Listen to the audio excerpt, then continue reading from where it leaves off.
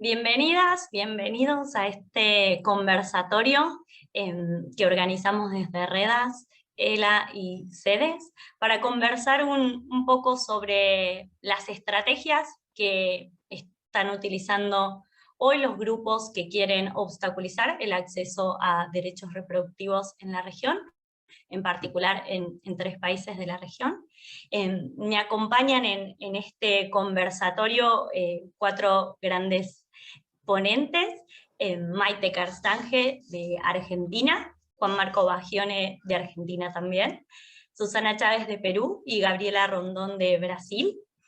La idea es un poco intercambiar experiencias y conocimientos con la finalidad de fortalecer las capacidades de quienes querramos encarar debates, sean sociales o legislativos, sobre temas de derechos reproductivos en particular, pero sobre las agendas de género en general, un poco visibilizando las distintas estrategias que los grupos antiderechos, conservadores, se encuentran utilizando hoy en estos 3 países de la región. En primer lugar, vamos a estar un poco escuchando a Maite Carstange contándonos los resultados de una investigación sobre las estrategias que utilizaron estos grupos antiderechos durante el debate por la ley de interrupción voluntaria del embarazo en Argentina.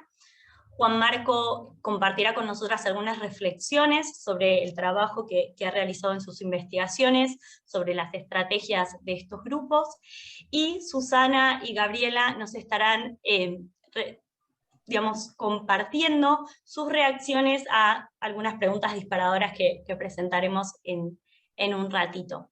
Así que sin más, le doy la palabra a Maite. Algunas aclaraciones logísticas. Vamos a tener un espacio de preguntas al final de las exposiciones, con la idea de que podamos intercambiar y reflexionar y comentar sobre lo que nos vayan comentando las y el ponente. Así que, sin más, les presento a Maite. Maite es licenciada en Ciencias Políticas Interdisciplinarias por la Universidad de Ámsterdam y magíster en Ciencias Políticas de la misma universidad. Es integrante del área jurídica de ELA e integrante del grupo coordinador de Redas. Maite. Dale, muchas gracias, Zoe. Voy a compartir mi pantalla para mi PowerPoint. Y ahí está. ¿La pueden ver? ¿Sí, no? Okay, perfecto. Entonces yo hoy voy a presentar los resultados de nuestra investigación, estrategias para negar derechos, que desarrollamos desde Redas y ELA con el apoyo de CLACAI. Es un análisis de las estrategias de los grupos... Ay, perdón. Ahí está. Es un análisis de las estrategias de los grupos antiderechos durante el debate por la interrupción voluntaria del embarazo en Argentina en el 2020.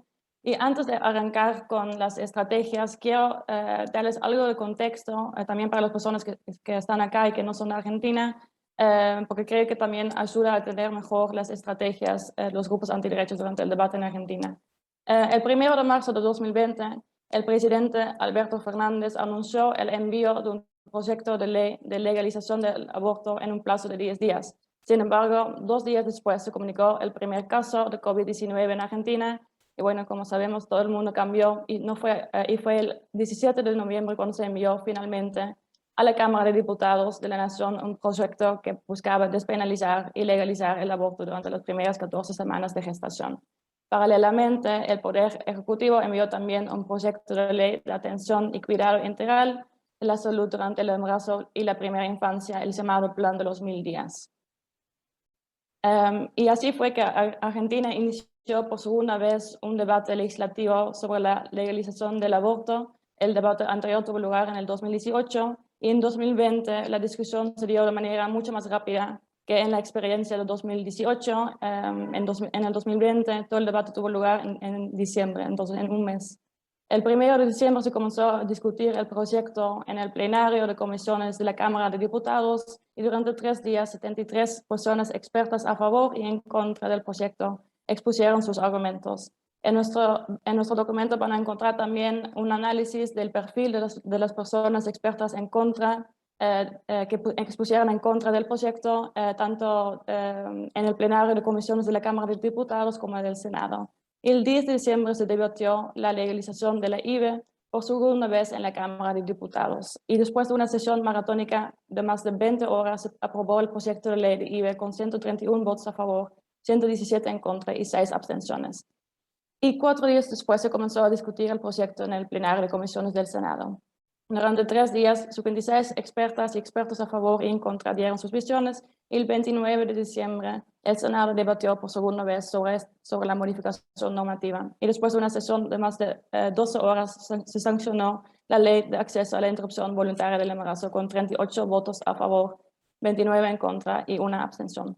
Entonces ahora voy a pasar a las estrategias utilizadas por los grupos antiderechos durante el debate legislativo y también las acciones judiciales iniciadas con posterioridad a la sanción de la ley para obstaculizar el acceso real a estos derechos. Y cada estrategia de los grupos antiderechos que menciono hoy, y también lo hicimos también así en el documento, está acompañada también con posibles respuestas para contrarrestarlos, que puede servir como disparador para comenzar a pensar en las distintas formas de enfrentar estos ataques antiderechos.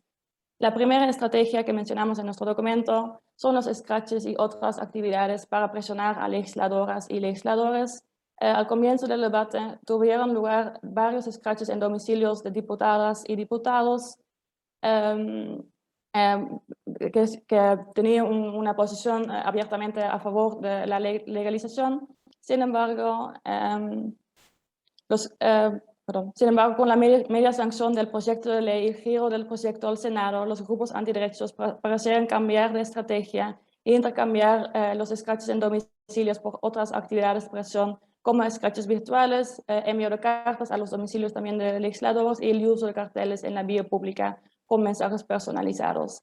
Entonces, ¿cómo podemos responder a esta estrategia? Es importante mostrar apoyo a legisladoras y legisladores a favor y los indecisos para que sepan que cuentan con el apoyo de gran parte de la sociedad para votar a favor. También es importante evitar acciones hacia legisladoras y legisladores indecisos que pueden ser percibidas como intimidantes o hostigantes y por lo tanto tener consecuencias contraproducentes. Y por último, es importante repudiar pública y colectivamente los ataques y scratches a legisladoras, legisladores y también activistas.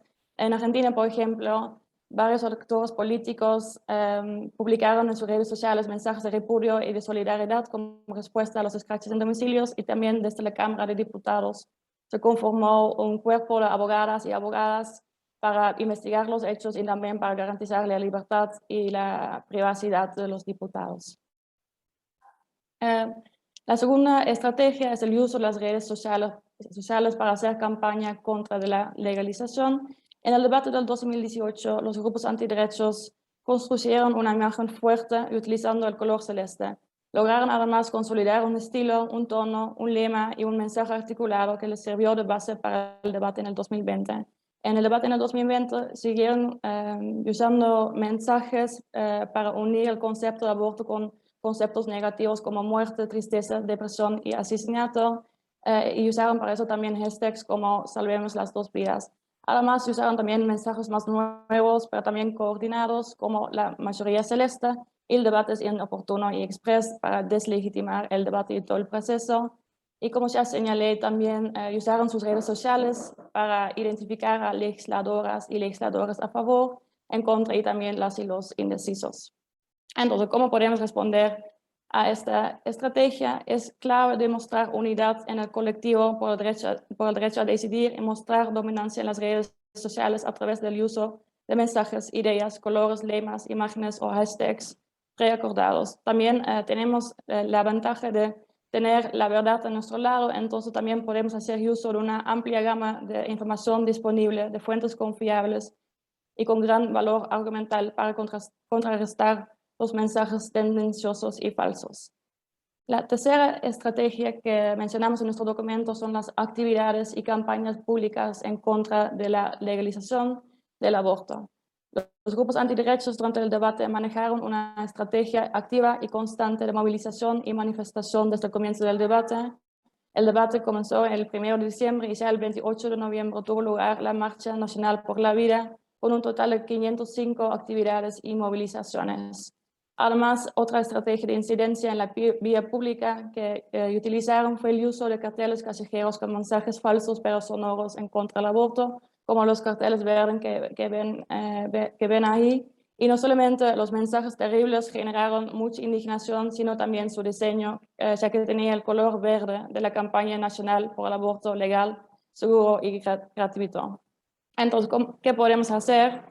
¿Cómo podemos responder a esta estrategia? Es importante estimular y realizar movilizaciones de manera amplia y en una diversidad de territorios para mostrar el apoyo del movimiento por el derecho de decidir, para mostrar también que el apoyo no está solamente en algunas ciudades, porque está en todo el país. Y también frente a los desafíos de poder movilizarse, por ejemplo, en tiempos de pandemia, es importante buscar alternativas y otras formas creativas de manifestación que se puede realizar tanto en las calles como en las redes sociales. Y por último, es importante contrarrestar los mensajes falsos y de miedo de los grupos antiderechos a través de mensajes cortos y claros en carteles en la vía pública, medios y redes sociales. La cuarta estrategia que identificamos son las estrategias discursivas empleadas para deslegitimar la legalización. Los actores antiderechos que hablaron en el debate reprodujeron argumentos antiderechos tradicionales, por ejemplo, los argumentos vinculados a la moralidad y al valor y la importancia de la vida, y también otros argumentos paternalistas o misóginos. Además, se apropiaron de argumentos feministas, por ejemplo, del derecho a decidir y otros conceptos como el empoderamiento, y también se apropiaron del uso del lenguaje de los derechos humanos, con lo que se intentó debilitar los argumentos y los discursos usados tradicionalmente por los movimientos de mujeres y feministas. Otra estrategia discursiva que identificamos fue el cuestionamiento de las cifras utilizadas para las personas que hablaron a favor de la legalización, el uso de fuentes científicas, entre comillas, alternativas para apoyar sus argumentos. Y la última estrategia discursiva que identificamos en nuestro documento es el storytelling, entonces contar historias para generar emociones negativas y miedo, como por ejemplo a través de historias sobre los supuestos horrores de la práctica. Entonces, ¿cómo podemos responder a esta estrategia? Es importante identificar los dogmas religiosos conservadores y misóginos en sus argumentos que a simple vista parecen neutrales. Y también es clave trabajar en argumentos cortos, claros y eficaces para rebatir estos argumentos y mostrar de forma contundente las evidencias académicas y científicas a favor de la legalización. Y también es clave usar historias para personalizar las ideas y datos más abstractos, así también para desestigmatizar la práctica y mostrar otras experiencias.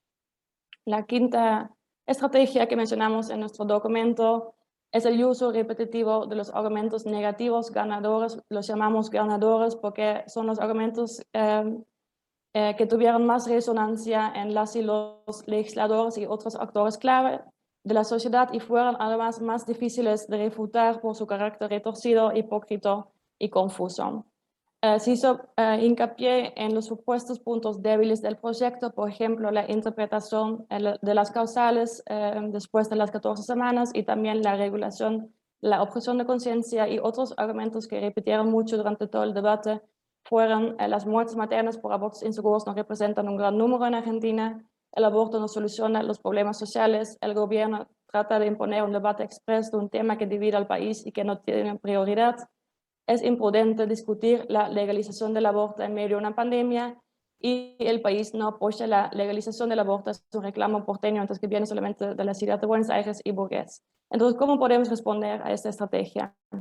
Es clave monitorear y sistematizar los argumentos antiderechos con más resonancia en las y los tomadoras y tomadoras de decisión y en la sociedad en general. También es importante construir estrategias y mensajes eficaces para contrarrestar y desmantelar estos argumentos en contra de la legalización. La anteúltima estrategia que mencionamos en nuestro documento es la desacreditación de organismos internacionales, autoridades y organizaciones de la sociedad civil vinculadas a través del uso de teorías conspirativas y también del fake news, con el fin de deslegitimar el debate y la legalización del aborto. Por un lado, acusaron a los organismos internacionales de querer controlar la natalidad y perseguir una forma de imperialismo moderno y por otro lado hicieron hincapié en el supuesto negocio del aborto. Otra estrategia utilizada por los actores antiderechos para deslegitimar el debate fue el uso de la pandemia para desacreditar al gobierno y las autoridades que promovieron el cambio normativo. Además, intentaron sembrar dudas sobre el financiamiento de las organizaciones por el derecho a decidir y sus vínculos con los organismos internacionales. Entonces, ¿cómo podemos responder a esta estrategia? Es importante mostrar las falacias, debilidades y hipocresía de los argumentos que se usan para desacreditar organismos, autoridades y organizaciones que están a favor de la legalización. También es importante visibilizar el vínculo entre grupos conservadores internacionales y grupos antiderechos locales, por ejemplo, sobre el financiamiento que reciben, entre otras cosas. También es clave sistematizar el trabajo de los grupos antiderechos para fortalecer el conocimiento sobre estos grupos y sus acciones, tácticas, argumentos, alianzas, actores y impactos. Y por último, es importante formular estrategias para trabajar de manera organizada y articulada para enfrentar estas fuerzas ultraconservadoras y las teorías conspirativas que utilizan para negar derechos. Y la última estrategia son las acciones judiciales para obstaculizar la sanción y la implementación de la ley. Las primeras dos causas que identificamos buscaron impedir la entrada en vigencia de la ley y luego de la entrada en vigencia de la ley 27610, que es la ley de acceso a la interrupción voluntaria del embarazo, se iniciaron al menos 30 causas judiciales que buscaban impedir la implementación de la misma. Al menos 19 fueron contra el Estado Nacional y todas solicitaban que se declara la inconstitucionalidad de la ley y al menos 19 solicitaban medidas cautelares para que se suspenda la aplicación de la norma. Con respecto a los argumentos utilizados en las presentaciones, se sostuvo la incompatibilidad de la ley con normas nacionales e internacionales que protegerían la vida desde la concepción. Entonces, ¿cómo podemos responder a esta estrategia? Se debería monitorear las causas que se presentan y darle seguimiento. Además, es importante mapear los actores que inician las causas, las jurisdicciones que eligen, sus argumentos y lo que se está buscando con estas acciones. Por otro lado, es importante identificar qué esfuerzos son necesarios y de quién. Es clave también elaborar colaborativamente un repositorio de argumentos para dar respuesta a los argumentos antiderechos que puede ser utilizado frente a presentaciones concretas. Y por último, es clave articular con actores estatales de la sociedad civil y poder judicial que se encuentran en el territorio donde está tramitando cada causa. Ahí termino mi presentación. Gracias.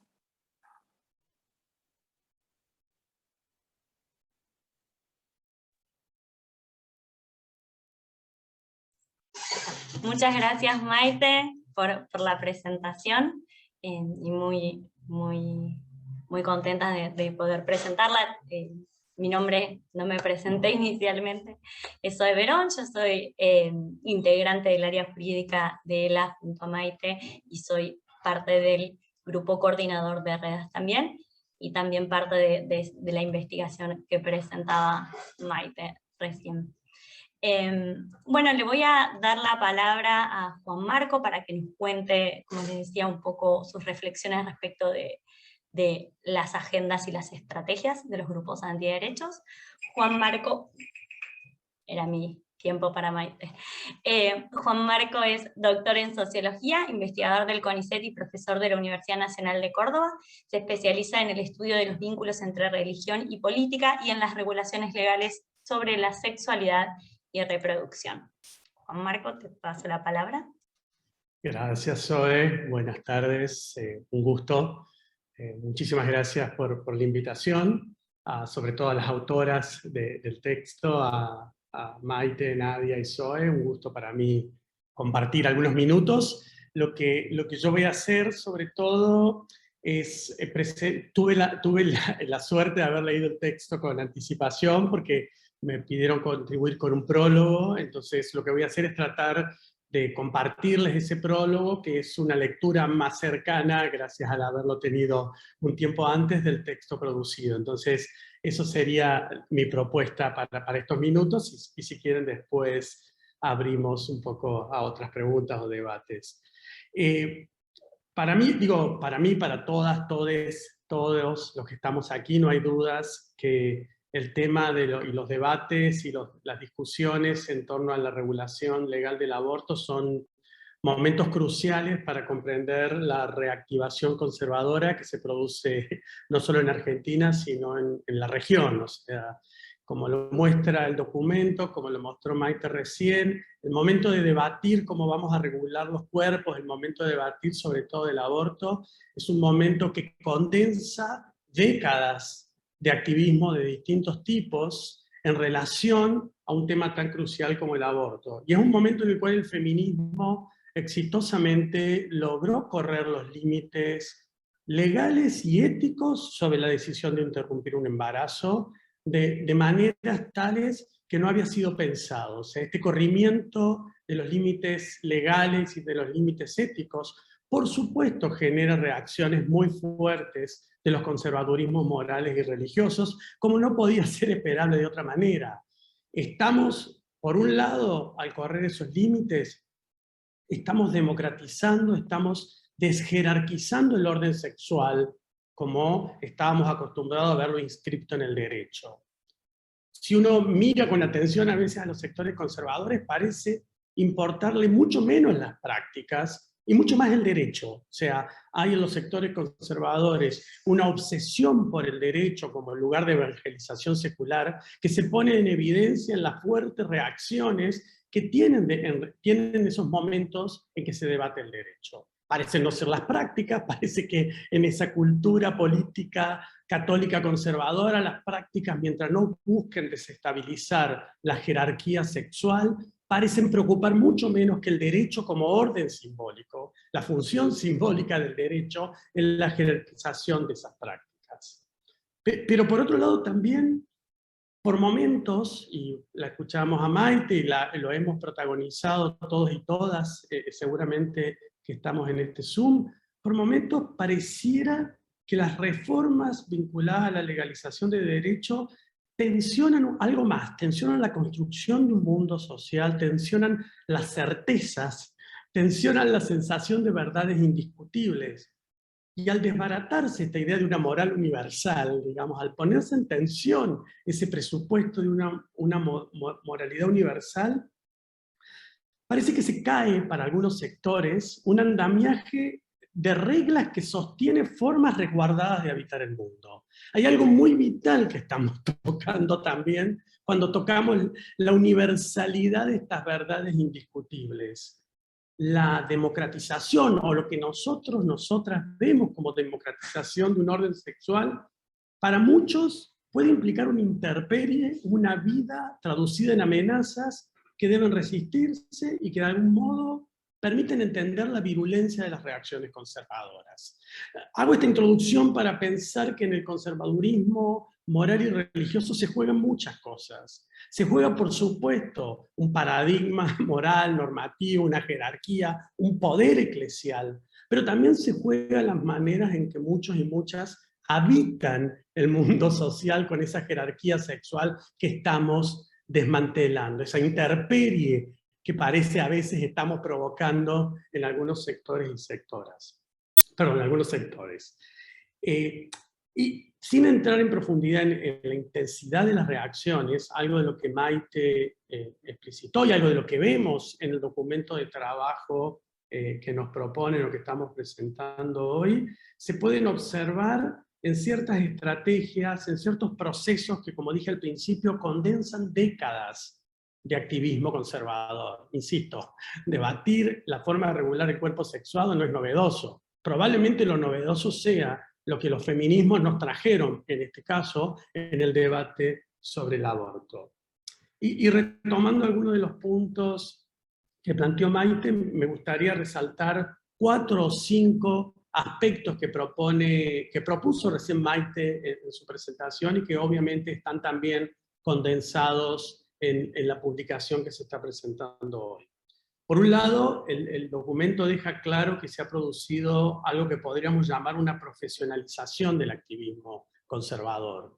Estas décadas han dejado ver la presencia cada vez mayor de profesionales de la salud, de profesionales del derecho, como quienes enarbolan la defensa del principio de la vida desde la concepción.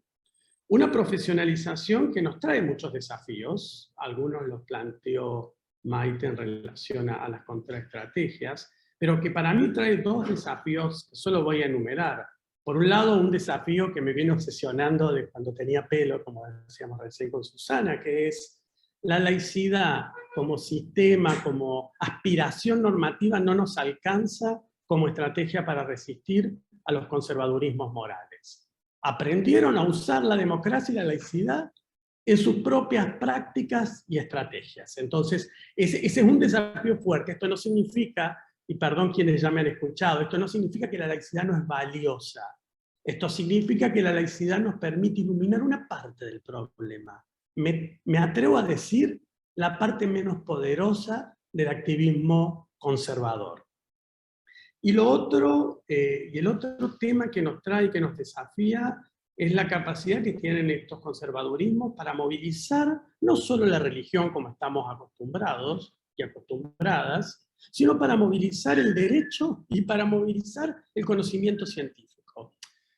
Y ahí yo sí soy un poco más autocrítico de nuestros propios diagnósticos. Por supuesto que muchas veces esa movilización es mentirosa, es falsa, tiene manipulaciones.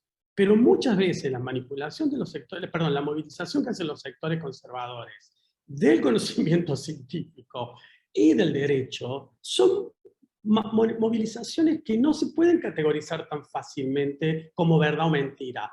O por lo pronto nos lleva a aquellos que somos críticos de la idea de una verdad objetiva a tener que comprender que la verdad no es algo que existe más allá o tan afuera de las construcciones de poder que le dan el estatus de verdad en ciertos momentos determinados. Entonces ahí hay otro cúmulo de tensiones y de desafíos. Es cómo volvemos, y te retomo una palabra que dijo Maite, cómo volvemos a pensar que la verdad está de nuestro lado, sin caer en una definición prácticamente positivista y reductivista de lo que significa la verdad, después de habernos por lo menos mínimamente acercado a un autor como Foucault. Y eso es un desafío. Tenemos que también lograr incorporar esa complejidad en nuestras propias formas, al menos de diagnosticar el tema del problema.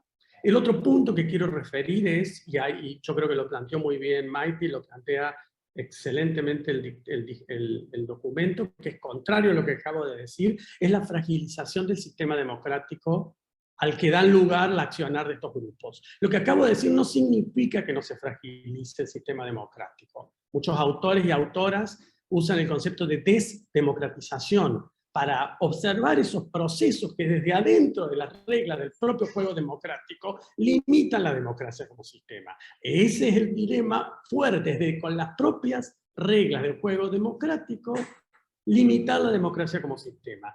Maite dio ejemplos, lo que podrían pensarse fake news, los scratches en las casas de los y las legisladores, los discursos de odio que circulan en distintos canales, son ejemplos, sin lugar a dudas, de estas consecuencias desdemocratizadoras que muchas veces tienen los conservadurismos religiosos y morales. Y esto nos abre a toda otra línea de debate y de desafíos que tiene que ver con los límites entre la democracia y la no democracia. ¿En qué momento estos sectores están actuando por fuera de la democracia y en qué momento lo que están haciendo es usar los propios canales abiertos por la democracia? Toda restricción de derechos inevitablemente antidemocrática, todo lugar de la derecha conservadora es inevitablemente fuera de la democracia y nos genera estos dilemas. Y nos genera últimamente estos dilemas cuando vemos que una vez que no pueden evitar pasar legislaciones como esta, empieza a jugarse el juego político de los sistemas partidarios. La forma en que el neoconservadurismo moral produce distintas afinidades con los neoliberalismos y termina construyéndose en candidaturas o partidos políticos, es una realidad que permea los países de la región con más fuerza, sin duda en Brasil, que probablemente la compañera luego refiera. Paso a otro tema que ilumina el documento, que tiene que ver con algo así, para llamarlo de alguna manera, con esta multilocalización del activismo conservador, que se ve claramente en el informe. Por un lado no hay dudas, y en lugar de observaciones, la política nacional, el debate en Argentina en 2018 y 2020. pero como lo muestra el documento, como lo observamos durante el debate, no se pueden entender ni las estrategias ni las argumentaciones si no se las comprende como parte de un activismo transnacional. Las personas expertas invitadas a dar testimonio durante los debates ponen en manifiesto la similitud de las argumentaciones y de las estrategias existentes. Entonces, de alguna manera, esta multilocalización nos empuja por un lado para arriba, como nos empuja el documento, la publicación que estamos presentando, pero también nos empuja para abajo. Qué interesante y preocupante la forma en que los distintos argumentos analizados por las compañeras en el libro evidencia la forma estratégica en la que el federalismo, lo local, lo provincial, se construye políticamente como lo reactivo a aquello cosmopolita de Buenos Aires que va avanzando.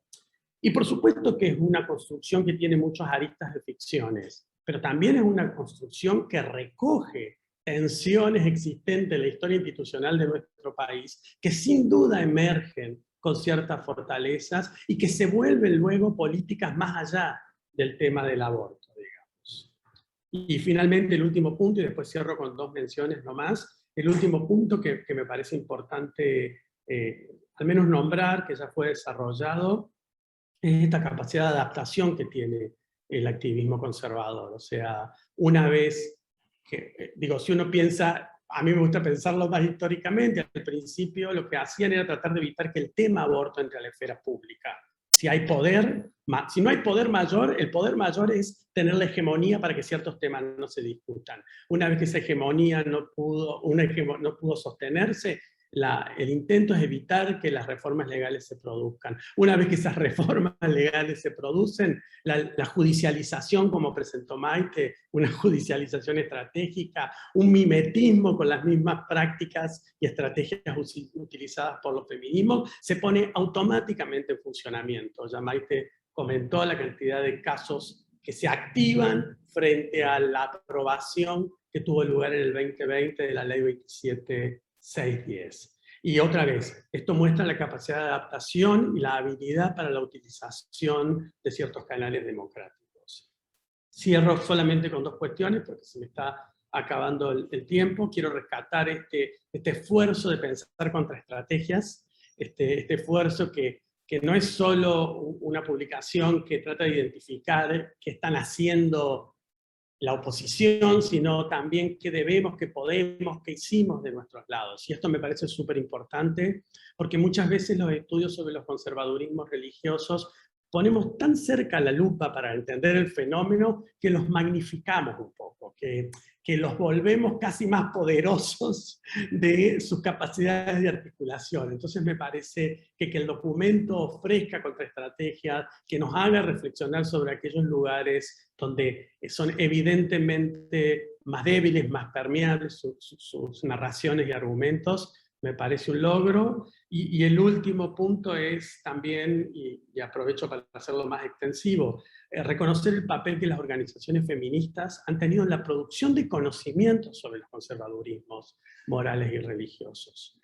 No es solo que han sido organizaciones que han estado al frente para confrontar los avances conservadores, sino que son las organizaciones que nos han permitido, y ahora lo digo poniéndome el sombrero de académico, aunque me siento también un activista, nos han permitido construir conocimiento en relación a los conservadurismos religiosos y morales. Cuando no era un tema de agenda política, cuando no era un tema de agenda académica, las organizaciones feministas, esta Susana Promsex, las católicas por el derecho a decidir en distintos países, Sexuality Policy Watch en Brasil, son las, y ahora las redas, sedes, son las organizaciones que nos han ido permitiendo comprender, construir análisis y, por qué no, también pensar estrategias para seguir avanzando para una agenda democratizadora en relación a los derechos sexuales y reproductivos. Bueno, muchas gracias.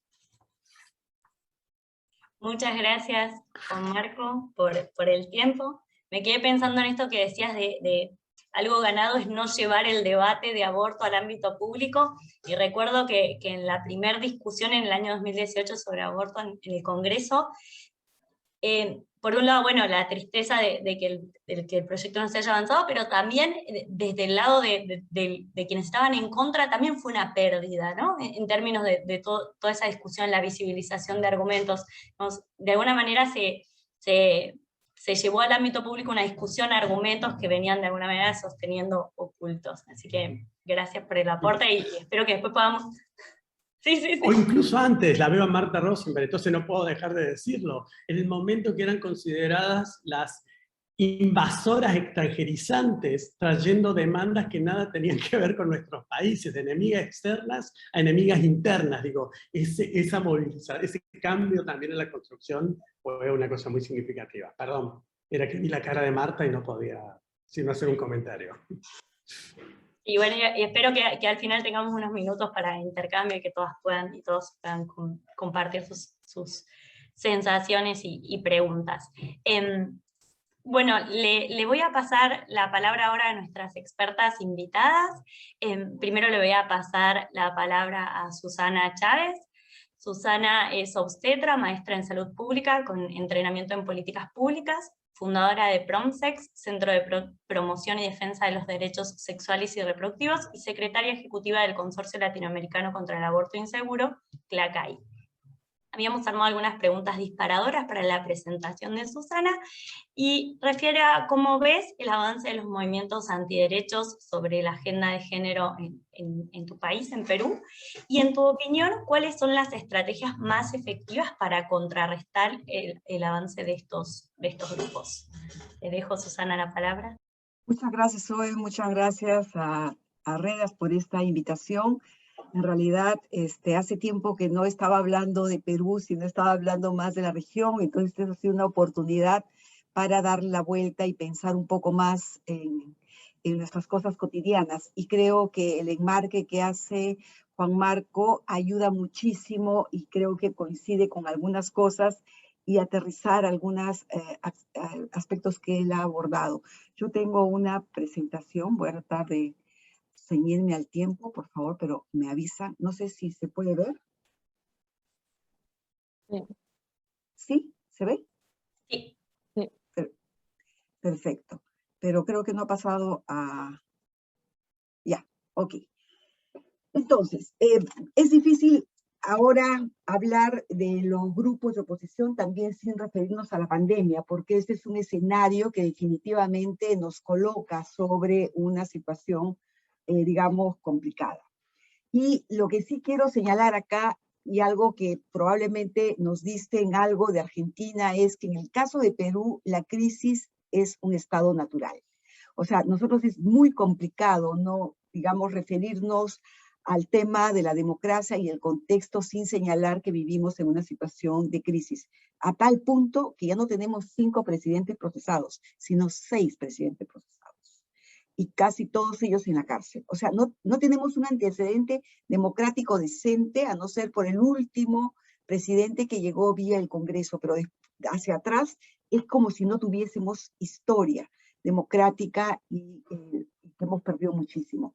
De hecho, una gran confrontación, una gran fragmentación, al punto que el espíritu es que se vayan todos. O sea, casi siempre el espíritu es caminar hacia esto no tiene salida. Y definitivamente el último año de pandemia ha sido muchísimo más complicado porque hemos tenido hasta 3 presidentes en una semana. Eso no es una exageración. O sea, que eso le pase a un país es una cuestión muy complicada. Y de hecho, la sensación de Estado, la sensación de país, digamos, de nación inclusive, se hace muy difícil. A tal punto, fíjense que el 67% de la población consideraba que la democracia funcionaba mal o muy mal. Y de hecho, la religión juega un rol importante, aunque también señalamos que tienen grandes pérdidas en declive, ¿no es cierto? Pero no ha dejado de tener esta presencia política, y coincido plenamente con lo que dice Juan Marco, en el sentido que el esfuerzo que va por el controlar el Estado, creo que es parte de la lucha que vivimos actualmente. Sin embargo, también han surgido otras expresiones religiosas, como las evangélicas, que sí han tenido un crecimiento importante en el país. El 17% no es poca cosa para la comunidad que se considera religiosa. Entonces, ¿cómo se puede movilizar el país?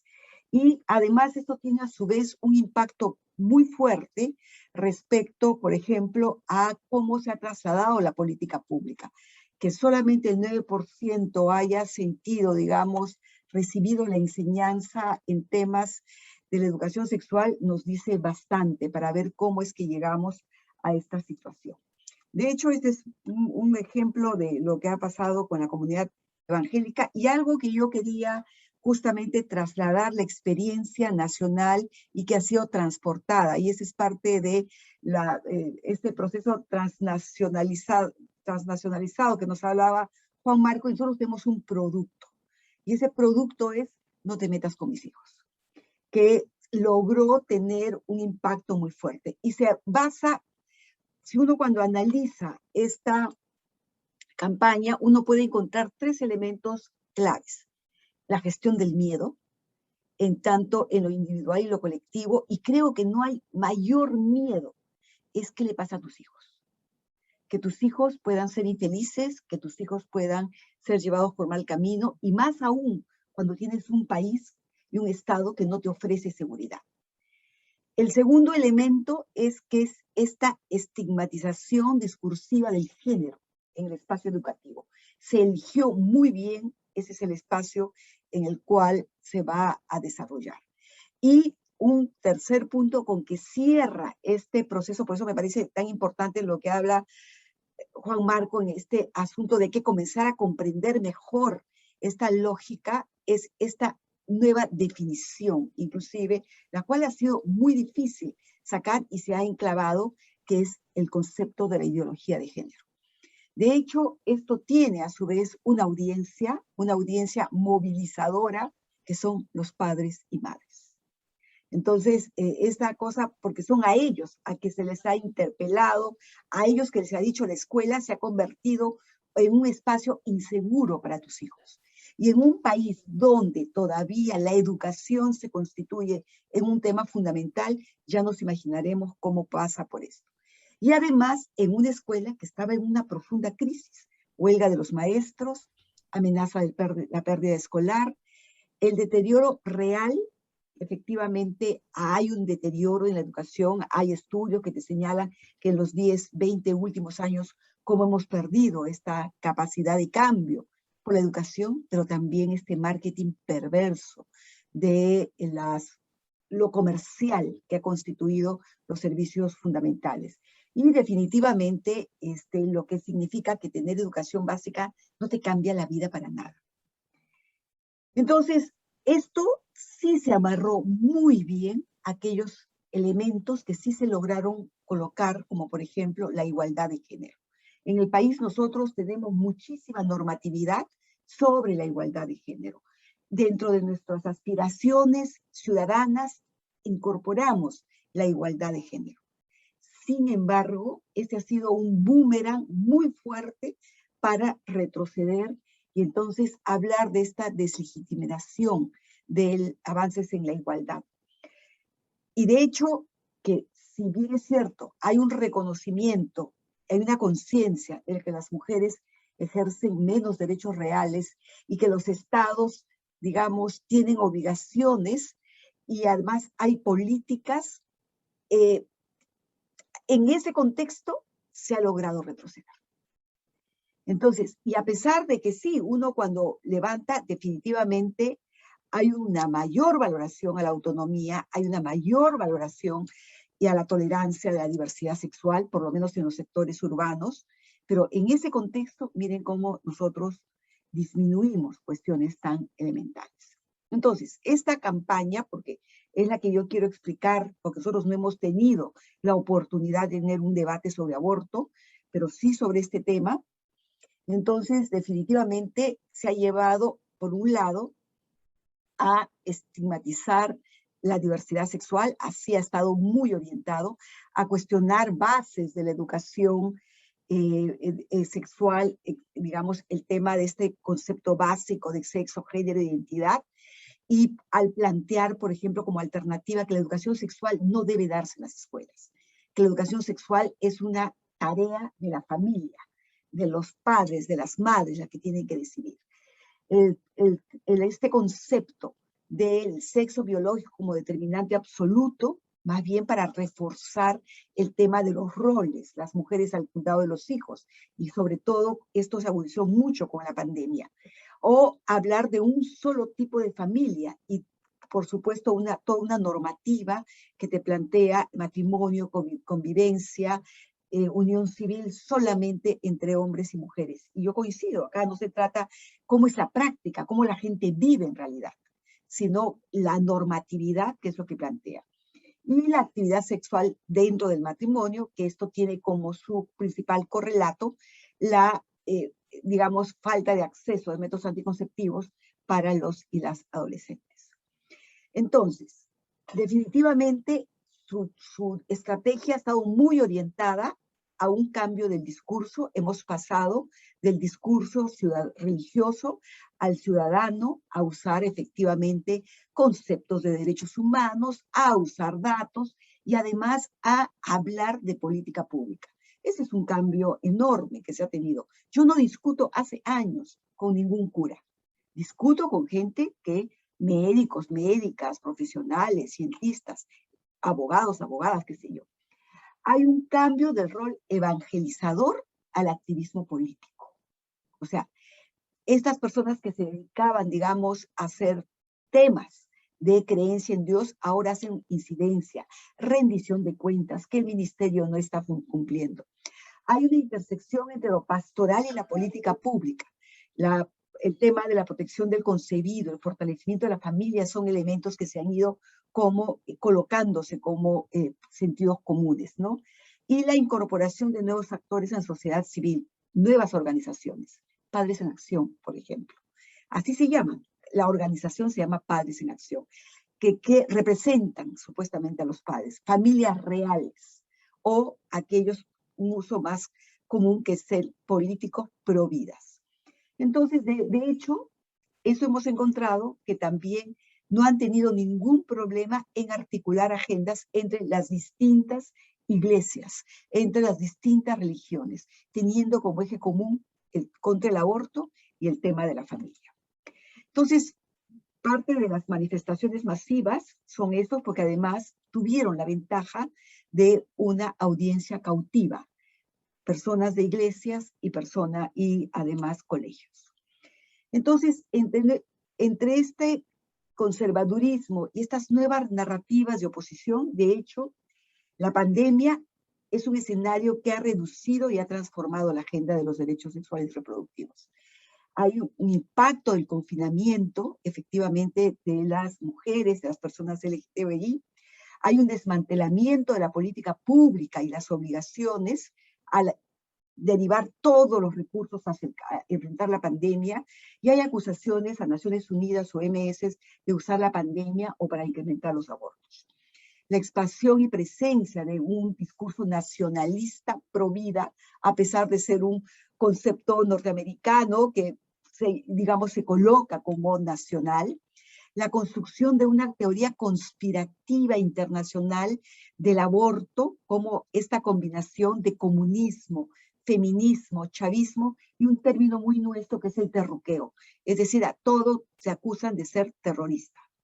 Y además un fenómeno que sí creo que es algo nuevo, no es que sea como antiguo, digamos, no se haya usado, pero sí creo que hay que tomar en consideración, es este corporativismo profesional.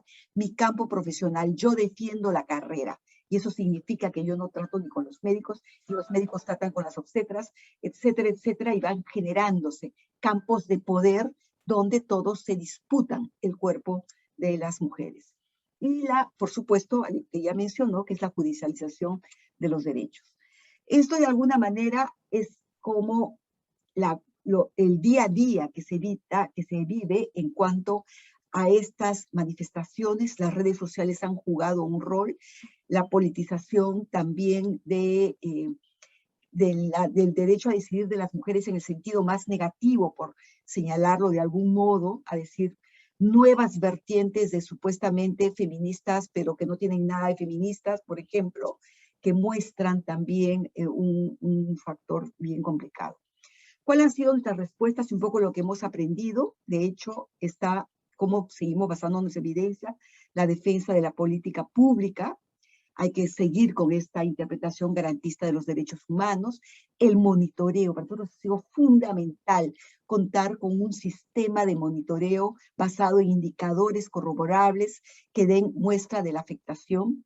El periodismo de investigación nos ha ayudado muchísimo. La articulación de organizaciones, el uso de las redes sociales, la defensa jurídica. Estoy hablando que no se necesita de una sola estrategia ni una sola fuerza, sino de un conjunto de articulaciones. ¿Qué lecciones aprendidas? Creo que hay que comenzar a reconocer nuestro poder. Y nuestro poder de diálogo y de suma hay que traerlo. Reconocer la fragmentación. Hay aliados que no conocemos y opositores escondidos dentro de lo que suponemos que hay aliados. También creo que hay una mayor sistematicidad en los procesos de incidencia de largo plazo, que tenemos que hacer una diferenciación con lo que son las coyunturas. Hay un paso más, tenemos que estar siempre un paso más en desarrollar las agendas, nuestras propias narrativas, lo que hemos logrado con embarazo en niñas, por ejemplo, el impacto del aborto no atendido, del no terapéutico, o la importancia de la educación sexual, son avances que creo que hay que comenzar a trabajar. Y hay que conocer y desnudar al enemigo. ¿Quiénes son? ¿Cuáles son sus hilos de poder? ¿Qué recursos? Y aquí para nosotros por lo menos ha sido sumamente importante el tema de corrupción. Entonces sí ha habido un riquísimo nexo entre los corruptos y los opositores a los derechos. Eso es mi presentación. Muchas gracias.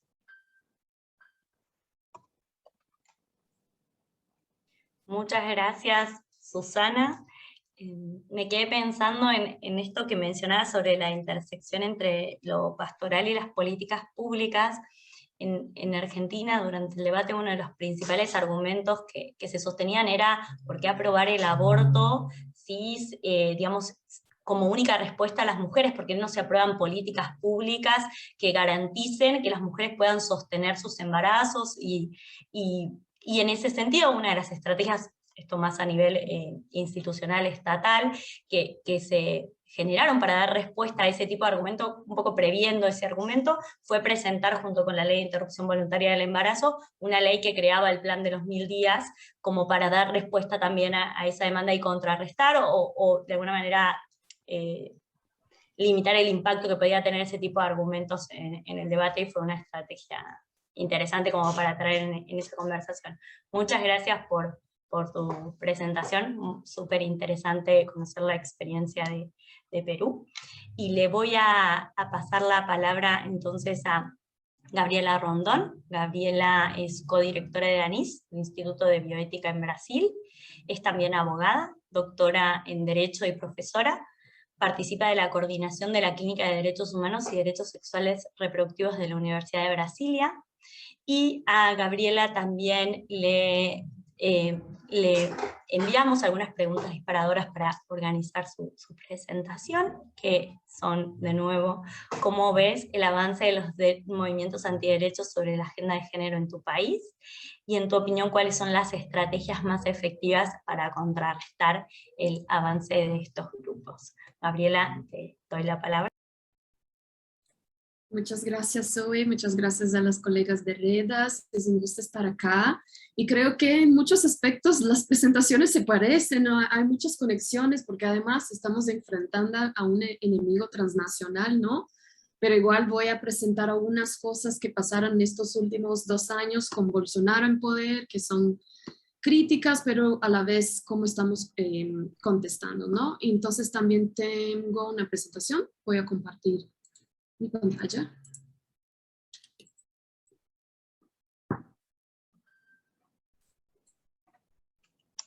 Se puede ver, ¿verdad? Sí. Bueno. A ver.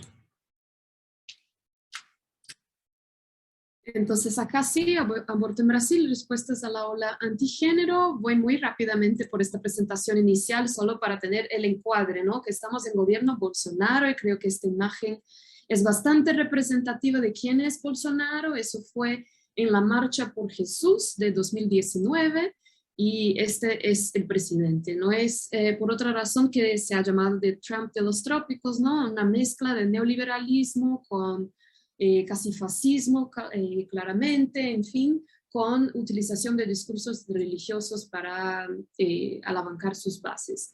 Y acá solo una memoria de su discurso de inauguración, donde menciona directamente el tema de ideología de género, pero de varias otras maneras hace referencia a este encuadre, ¿no? De que tenemos que valorar la familia, respetar las religiones y nuestra tradición judeocristiana, etcétera. Entonces es muy claramente de la manera como enmarcamos, es el símbolo de que la ola antigénero se apoderó del Estado. No que no hubiera esos ataques antes, claro, pero es que ahora está configurado de una manera mucho más explícita. Y acá entonces solo una breve, o sea, no es necesario saber quién es quién, pero solo para mostrar cómo de hecho se apoderó del Estado, no es solo Bolsonaro, sino más bien toda su estructura de gobierno. Y acá tenemos, por ejemplo, la ministra de Mujer, Familia y Derechos Humanos, que es una pastora evangélica, pero en su ministerio hay, por ejemplo, esta mujer acá, Angela Gandra, que es miembro de la Unión de Juristas Católicos, que es vinculada a Opus Dei. Entonces algo que también habían mencionado también Susana y Juan Marco, que hay una mezcla y una unión de personas que representan a distintas religiones. O sea, en esta pauta están todos juntos y esto se ve muy claramente con estas personas ocupando a puestos importantes del Estado brasileño. Acá se ve también abajo, André Mendonça está en el centro del debate político de las últimas semanas porque es también pastor evangélico, es fiscal general y ex ministro de Justicia y fue designado para la Corte Suprema porque es terriblemente evangélico, como lo nombró Bolsonaro. O sea, eso de una manera muy explícita, cómo se hace la colonización de las instituciones desde el discurso y práctica religiosa. Entonces, claro que esto nos presenta con desafíos importantes que no son solo narrativos, sino más bien de cualquier posibilidad de incidencia frente a los brazos del Estado, ¿no? Y cómo es que podemos organizarnos delante de esto. Y luego paso a, sí, claro, y otra dimensión, porque acá estamos hablando específicamente del Ejecutivo, el Congreso también está tomado por este tipo de agentes, y igual también ya sabemos que desde en los últimos 15 años más o menos, ya sabemos que el Congreso, a diferencia de Argentina, en Brasil el Congreso no es palco de las disputas para aborto, sino más bien un lugar solo para reducción de daños. Así que es un país donde los avances son por vía judicial, pero esto también está bajo ataque, es esto que acá quería mostrar, la Corte Suprema está bajo ataques populistas, y es una estrategia doble, que diría que es simultánea de deslegitimación, entonces es decir, que supremo es el pueblo, como se ve en esta segunda imagen acá, de decir que hay una dictadura judicial, porque los casos más progresistas de los últimos años, donde hubo avances en la causa LGBT, en aborto, etcétera, todo fue por la Corte Suprema, y acá se ve, la primera imagen es justamente esto, el movimiento feminista en frente a la Corte Suprema, cuando se decidió el caso de anencefalia. Entonces este es el contraste, ¿no? El movimiento feminista apostando en la Corte Suprema y a la vez los discursos populistas de los bolsonaristas diciendo que Suprema es el pueblo. Pero también hay un movimiento de cooptación, como demostré antes, de en este momento intentar nombrar un juez terriblemente evangélico, como se llamó, que es André Mendonça, pero todavía no ha pasado por el Senado y todavía no ha tomado su puesto. Y hay dudas si va a tomar. Pero esto es solo para explicar que todas las instancias están medio bajo ataque en Brasil, incluso el judiciario, donde pensábamos que quizás se podría avanzar en la lucha, en este momento está un poco más complicado, lo que nos presenta con un escenario de que tenemos que ser creativas de proponer otras vías, de avanzar en este debate. Y llegamos, claro, 2020 con la pandemia y toda la confusión que todos nosotros estamos pasando y no pudiéramos imaginar que sería un año en que aborto volvería a la agenda política de manera muy fuerte, y ellos han pensado, creo, que iban a agendar el debate por parte de ellos, digo los antiderechos, porque, y acá se ve en esta primera mitad de la imagen, cuando llegó a la opinión pública este caso, que era un caso de una niña de 10 años que estaba siendo violada por su tío desde los 6, y estaba embarazada ya con más o menos unas 20 semanas de embarazo, llegó a un hospital donde se le negó el acceso al servicio, pero esto llegó a la prensa local y luego a la prensa nacional, y empezó una verdadera batalla para saber qué iba a pasar con esta niña. Y acá podemos ver justamente una de las personas que estaba en la otra diapositiva, que es una extremista antiaborto que hacía parte del Ministerio de Mujer, Familia, Derechos Humanos, etcétera, que hizo un video justamente para visibilizar el caso y para decir que se iba a matar este bebé, como se muestra acá, intentando basar en el discurso de personalización del feto y justo por el tema de las semanas, ¿no? Porque ya estaba para allá de 20 semanas, etc.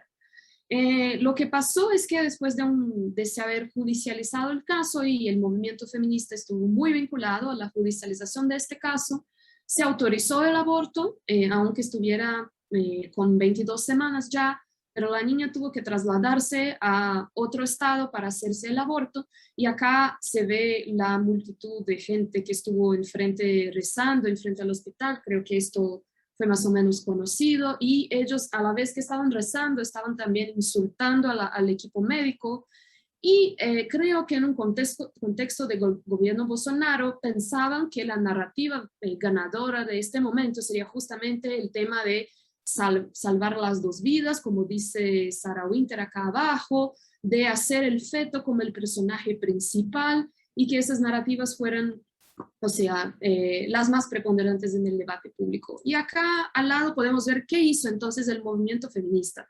Además de en este momento participar del litigio, pero en los bastidores, o sea, no fue público que las feministas estuvieran involucradas en el debate judicial.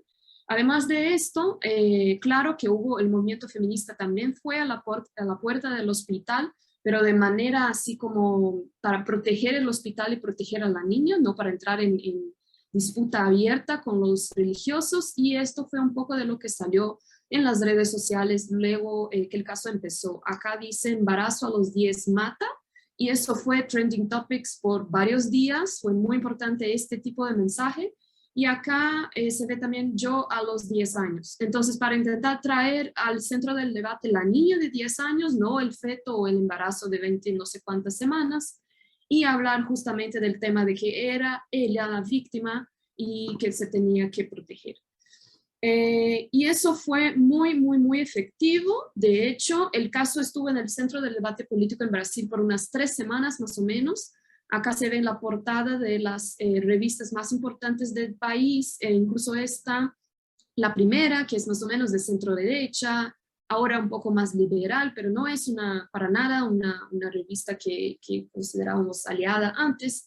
Y acá se lee cuando un embarazo es una tragedia. Y en la segunda se ve claramente una niña, y se lee también infancia robada, niñez robada, algo así. Entonces, lo que concluimos de este caso es que en un momento, en ese escenario político muy adverso, es posible decir que las narrativas ganadoras fueron, claro, que el embarazo obligatorio puede ser una tragedia, tortura. Claro que acá se estaba discutiendo un caso que se puede llamar de obvio, porque era una niña, porque era claramente violación, pero incluso este debate no era el debate más común en Brasil antes. Incluso tuvimos casos anteriores de niñas donde los médicos involucrados fueron excomulgados, etcétera, y el debate público no era así tan favorable. Entonces esto fue un cambio importante en un momento en lo que no se esperaba. Y además los grupos extremistas que intentaron detener el procedimiento fueron nombrados crueles, inhumanos o oportunistas. Entonces incluso hubo grupos religiosos que salieron a público a decir, sí, yo soy católico, yo soy evangélico, lo que sea, y no apoyo a la gente que estuvo a frente del hospital. No creo que esa sea la manera, etc. Entonces podemos concluir que el centro del debate público fue la niña y sus derechos y no el feto. O sea, el debate de las 20 no sé cuántas semanas no fue muy efectivo en este momento, y creo que este es un caso que necesitamos seguir pensando cuáles fueron las condiciones de las narrativas, las herramientas que se han involucrado para que en un momento completamente adverso eso haya pasado de esta forma.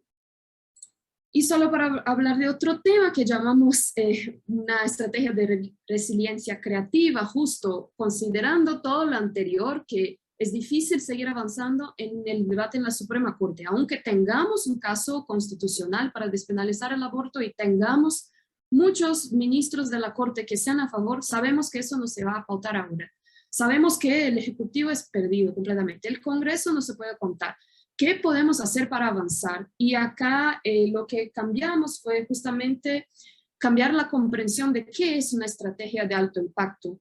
No necesariamente son solo las discusiones nacionales lo que se lleva adelante en las instituciones más reconocidas, pero podemos también trabajar con la innovación local para multiplicar después en lugar del debate nacional. Y avanzamos en caso de Brasil en el aborto por telesalud, y eso fue algo muy impresionante porque es necesario también comprender que en Brasil no tenemos misoprostol en farmacias. Es una regulamentación extremadamente complicada. Incluso la pena para tener, vender o compartir misoprostol de cualquier manera es mucho más larga que la pena de abortos. Llega a los 15 años de cárcel. Entonces, el tema del acceso a las medicaciones es un tema muy complicado. Y pudimos avanzar en un hospital específico y ahora se traslada esta experiencia a otros hospitales.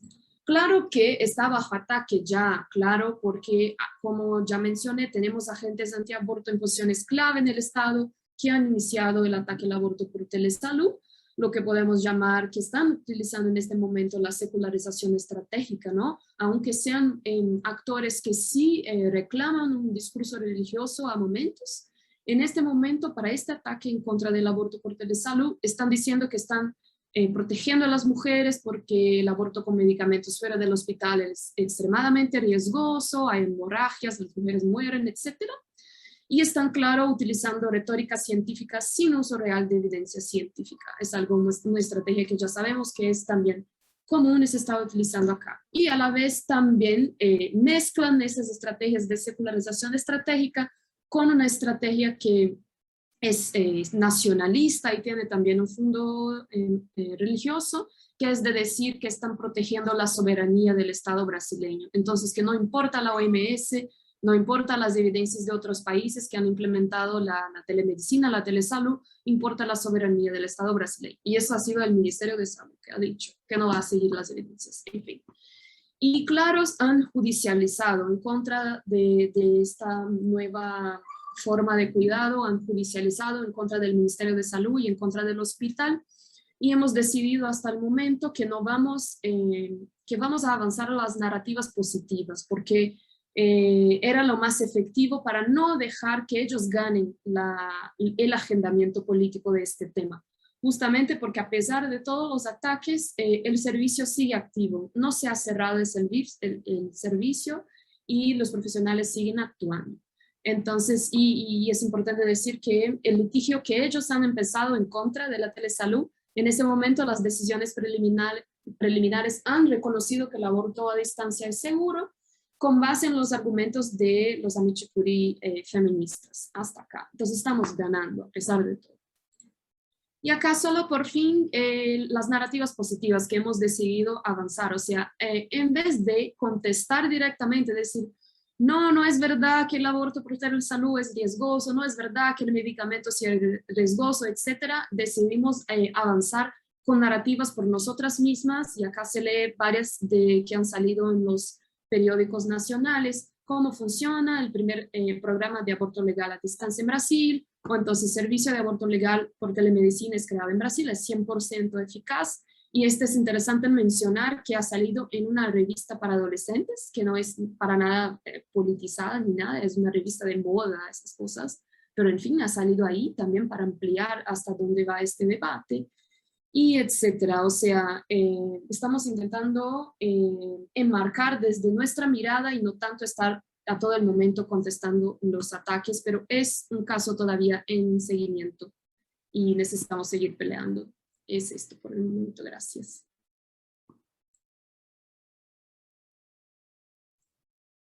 Muchas gracias, Gabriela, por tu presentación.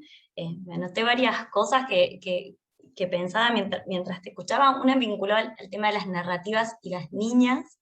En Argentina, como se han dado algunos casos, con el marco jurídico anterior de interrupción legal del embarazo, que han traído, como no, por un lado, oportunidades de dar discusión, porque quizás hay ciertas situaciones particulares que generan mayor sensibilidad en línea con lo que mencionaba Maite respecto al storytelling, pero también el desafío que significa el diálogo con comunicadoras feministas a la hora de alguna manera, dar cierto colchón o cierta protección a esas niñas víctimas frente a también el ataque de estos grupos conservadores, ¿no? Y creo que ahí es interesante conversar sobre nuestras distintas experiencias en esos casos.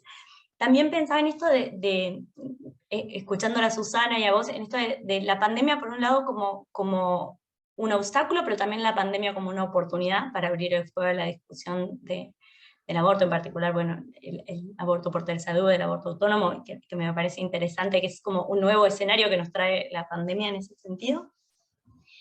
Y por otro lado, lo que mencionabas respecto de la deslegitimación, es algo que Maite también mencionaba, Susana, de organismos internacionales como la OMS y este discurso de soberanía nacional, y pensaba, ¿no?, en esta doble estrategia: por un lado, deslegitimar organismos internacionales, pero a la vez hacer incidencia en organismos de protección de derechos humanos como el Sistema Interamericano de Protección de Derechos Humanos, para de alguna manera restarle valor, quitarle poder, de alguna manera incidir en la respuesta que esos organismos de protección dan, en este caso a organizaciones feministas y de mujeres. Me parece como que ahí hay como una doble estrategia en paralelo, una del discurso hacia dentro del país y una estrategia más regional. Respecto de, no sé, primero alguna de las expositores quiere hacer alguna reacción a lo que escucharon respecto de las otras participantes, los otros participantes. Por el momento tenemos una pregunta en el chat, que igual es para todos, así que si quieren las hago y pueden ir tomando la palabra y reaccionando a esto y a algunas otras cuestiones que estuvimos conversando, que es de Fernanda Sández. Me gustaría saber cuáles fueron para ustedes las mejores narrativas, las más eficaces, sobre todo en relación a los médicos y médicas obstruccionistas que dicen salvar las dos vidas o apelan a la objeción de conciencia para incumplir la ley. ¿Cómo se desmonta el relato de la víctima en el que suelen refugiarse? Gracias. No sé quién quiere empezar.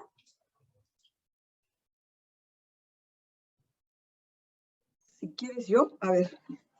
Dale, gracias. A ver, lo que pasa que creo que eso hay que también enmarcarlo dentro de las propias limitaciones legales. En el caso de Perú, el aborto solamente está permitido en caso de riesgo a el daño grave y permanente a las mujeres. Pero hay un enfoque de riesgo y hay una consideración de que estamos hablando tanto de salud física como salud mental. Entonces, bajo esa premisa, definitivamente la narrativa que mejor que se ha logrado verificar es, uno, que estamos hablando de lo que ya en 1924 el Estado decidió poner la vida de la mujer, digamos, como el bien a proteger. Y lo que no se está es rediscutiendo la ley, porque acá lo que te plantean es rediscutir la ley. Lo que acá se está planteando es finalmente cómo avanzamos hacia una discusión. Sé que es una discusión bien local, pero es con la que nosotras hemos logrado manejar ahí. Y el otro tema que hemos logrado manejar es el dramático caso de muertes maternas, y así como el impacto en la salud de daño grave y permanente. Y el terrible drama que tenemos, sobre todo el embarazo en niñas y adolescentes, donde sí ha logrado vincularse bien este asunto de digamos, el tema del embarazo forzado, en el caso de violación, o este embarazo que llega siendo niñas o adolescentes, en que se pierde toda la perspectiva de vida. Entonces, sí creo que ha tenido que ver, más que con el debate del aborto en sí mismo, ha tenido que ver con toda la discusión que hay alrededor de los derechos sexuales y reproductivos y particularmente de los impactos que hay en la vida de los adolescentes. Por lo tanto, es una agenda mucho más amplia y que justamente ayuda a abordar el tema de aborto.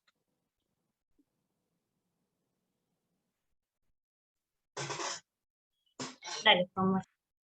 Yo, más que responder a la pregunta de Fernanda, porque no tengo tanto conocimiento, pero hay lo que nos invitaste también a reacciones cruzadas, digamos, entre nosotros y nosotras. Y a mí me parecen 2 o 3 temitas para poner en el debate que están interesantes. Primero, cómo hasta ahora, dentro de las personas que nos venimos preocupando por el tema de los conservadurismos, no me gusta a mí el concepto de antiderecho, pero de los neoconservadurismos, como siempre hemos tendido a focalizarnos en la élite, digamos, de estos sectores. Y lo importante que también va a ser para futuras agendas empezar a comprender el movimiento social, el apoyo social que les acompaña, porque también lo tienen. Entonces, ahí hay algo, estamos muy acostumbrados a ver la élite, y la élite siempre es más fácil de verla sucia y mala, digamos. El problema es cuando tenemos que empezar a comprender esto como un fenómeno también cultural y político que trasciende ese lugar de institucionalización más conservador. Entonces, yo creo que ahí tenemos ciertos desafíos, escuchándonos a nosotras mismas. El otro tema, el de la pandemia, que me parece súper importante, que trajeron Gabriela y Susana, y que coincido totalmente, solo agregaría algo que estuvimos charlando en un grupo la otra vez, que es la forma en que rápidamente en nuestros países avanzó esta defensa de la libertad matrizada por el neoliberalismo, y la libertad en el sentido de que queremos ser libres, queremos hacer lo que queremos usar o no barbijo, queremos vacunarnos o no vacunarnos, y la manera en que hay ciertas familiaridades entre este discurso conservador moral, de racionalidad de política moral, y este discurso de racionalidad de política económica. Tomo los conceptos de Wendy Brown. Entonces, ahí hay otro. Yo no digo que lo haya generado la pandemia, yo creo que la pandemia nos delató, nos escenificó cuestiones subyacentes y las potenció. Y esta es una de ellas, o sea, esta afinidad de la derecha política en sus dimensiones neoconservadoras y neoliberales, y esta matriz de una forma de definir la libertad que inevitablemente requiere de un discurso moral conservador, se volvió mucho más evidente, y el aborto como otra vez la línea de punto. Lo que uno podría pensar, los libertarios que más que nadie tendrían que estar a favor de la libertad de decidir del cuerpo, son precisamente los que retoman la idea de la defensa de la vida como un valor central en esta matriz, en esta rematrización de la libertad del neoliberalismo. Y otro puntito más que me gusta, 2 puntitos, perdón. Uno, es mucho más fácil ver a Bolsonaro como el primer presidente que puso ideología de género en su boca, pero antes lo hizo Rafael Correa en Ecuador. Entonces, también ahí como la ideología de género tiene apropiaciones que vienen de la derecha tradicional.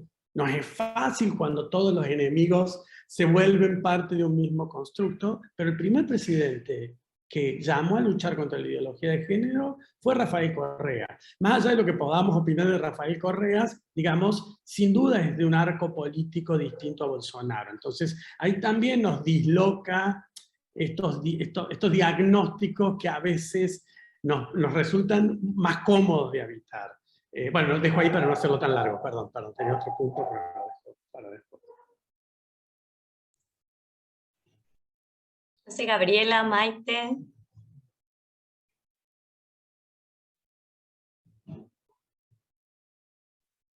Bueno, yo puedo comentar rápidamente el tema de objeción de conciencia en Brasil, solo para hacer algún comentario sobre la pregunta. Es un poco así, porque lo vemos especialmente en los casos de violencia sexual, porque acá, en fin, tenemos una ley muy restrictiva todavía, y acá no, los médicos y las médicas no reclaman exactamente objeción de conciencia. Es más allá, es una discriminación. Es decir, no soy yo que soy objetor, es esta niña que no es una víctima. Entonces tenemos que trabajar más allá del tema de objeción, tenemos que trabajar los estándares de la víctima ideal de violencia, de quien merece el cuidado en salud. Entonces es más en este momento que estamos en Brasil, en esta discusión, ¿no? De visibilizar un poco más el tema de la violencia sexual en sí y de ahí avanzar un poco más en el debate. Y estoy de acuerdo también con Susana que el tema de mortalidad materna también nos permite un poco hablar sobre eso, para hablar justamente de las muertes inseguras por aborto, pero más que eso, de las muertes también, y especialmente en el momento de pandemia, las tasas altísimas que tuvimos de muerte materna, los casos en que la mujer debería haber recibido la posibilidad de interrumpir el embarazo por riesgo a la vida, por estar con COVID, y eso no pasó. Y esta es una discusión que todavía está muy mal hecha, porque sabemos que hay un riesgo agravado de muerte para las mujeres que están infectadas por COVID, pero esas mujeres no están recibiendo, aunque sea legal, no están recibiendo la oportunidad de decidir interrumpir el embarazo o adelantar el parto. Entonces, este es un tema que acá también estamos intentando avanzar un poco en comprender, porque vincularlo con muerte materna de un punto de vista narrativo también nos ayuda a avanzar un poco la discusión con otras audiencias, ¿no? Entonces, esto creo que es un campo a explorar por el duelo, ¿no? El duelo de la pandemia también nos ayuda a avanzar un poco la conversación con algunas audiencias. Perdóname, yo coincido plenamente con Gaby y creo que ha explicado muchísimo mejor que yo esta parte justo de la situación y cuál es el foco de atención de los proveedores en todo caso. Y solamente añado que hay otro tema también tremendo de clase. Esto le pasa a la gente pobre. Y eso también genera otro tipo de reacción.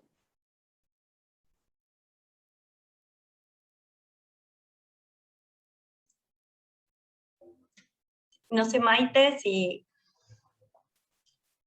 Sí, las respuestas de Susana y también de Gabriela me hicieron pensar también que en el debate en Argentina, el Poder Ejecutivo con el envío del proyecto y también con su participación en el debate, enmarcaron el debate también en el tema de la salud pública, ¿no? Entonces creo que también para las discusiones o los diálogos con médicas y médicos obstruccionistas es también una muy buena estrategia para enmarcar el diálogo en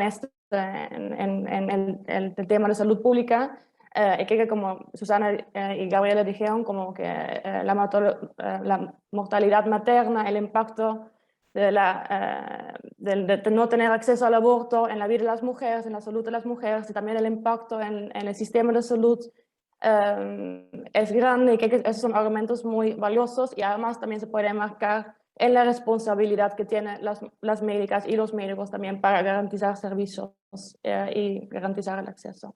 Entonces eso. Y para hacer autopromoción, para en redes tenemos muchos materiales también sobre los argumentos que se puede usar a favor de la legalización, y también mucha investigación también hecha sobre objeción de conciencia. Gracias, Maite.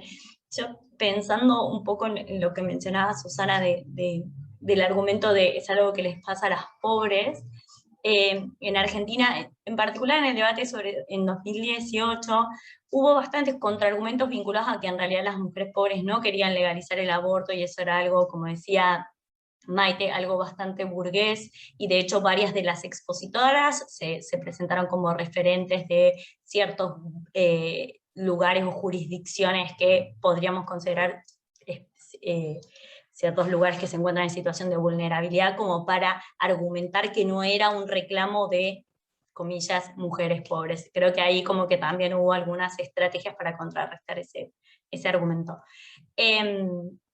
Les doy la palabra a quien quiera intervenir, participar, hacer algún comentario. Sí, Marta, te veo levantando la mano.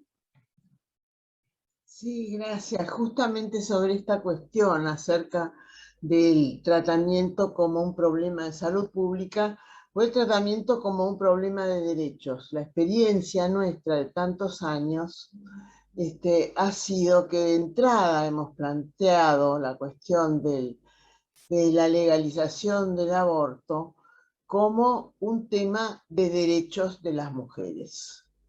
Eso no quiere decir que se excluya el aspecto de salud pública que siempre ha estado presente, porque además ha sido uno de las fuentes de donde surgió el planteo, la cuestión de el aborto clandestino inseguro como causa de muerte. Hemos tenido durante décadas la mortalidad materna como primera causa de muerte de mujeres en edad reproductiva.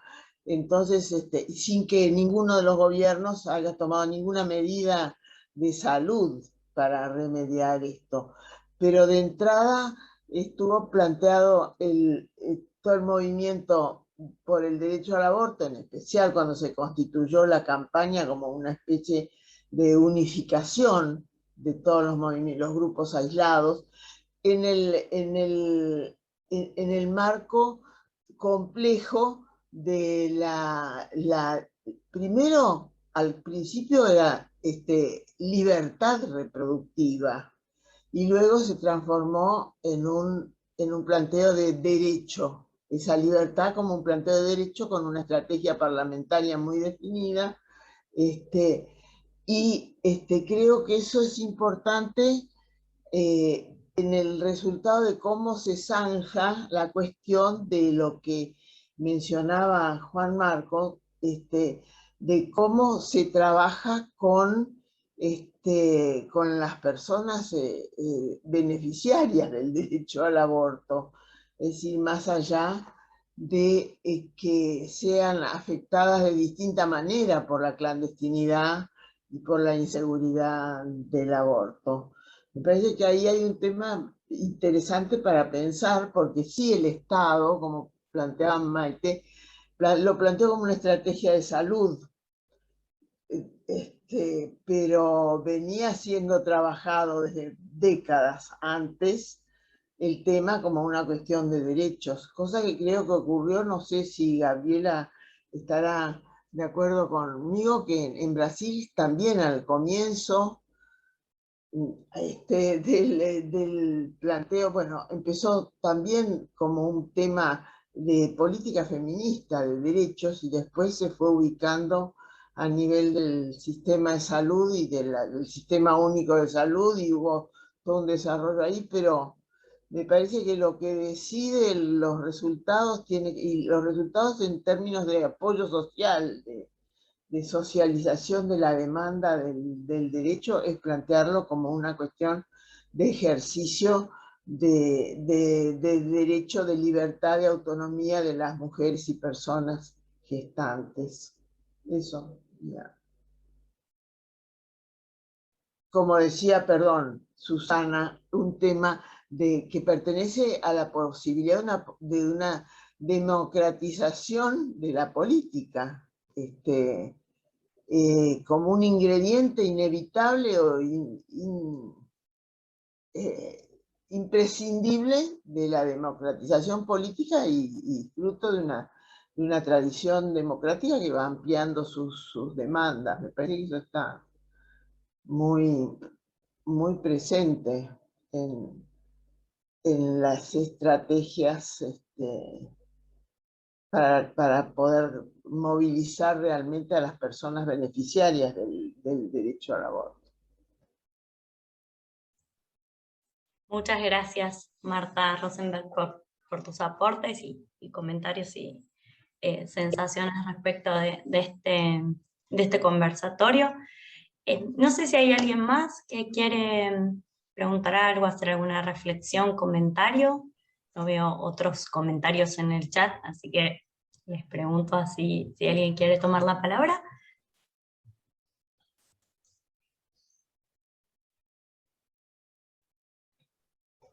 Bueno, sí, María.